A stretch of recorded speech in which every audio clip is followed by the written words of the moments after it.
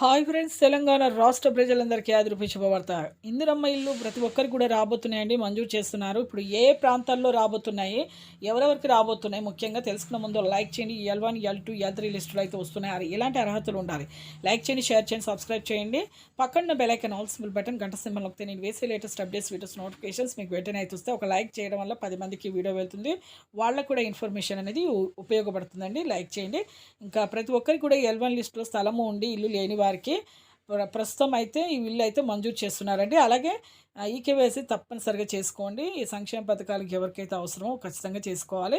అలాగే ఈ 3 విడతలుగా 4 విడతలుగా అయితే వస్తున్నాయి. స్థలం లేకుండా పెట్టుకున్న వాళ్ళకు మాత్రం రావండి. L2 లిస్టులో మీకు ఇప్పుడు స్థలం లేకుండా, ఇల్లు లేకుండా ఉన్న వాళ్ళకి డబుల్ బెడ్రూమ్స్ అయితే కన్ఫామ్గా మీకు రావడం జరుగుతుంది.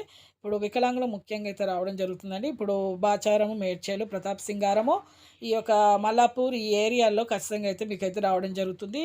అలాగే GHMC పరిధిలో మీకు లక్కీ డ్రా ద్వారా కూడా ఎంపిక చేసి ఇస్తున్నారు. అలాగే ఇప్పుడు L3 లిస్ట్ వారు కూడా మంజూరు చేస్తున్నారు. లైక్ చేయండి. Thanks for watching.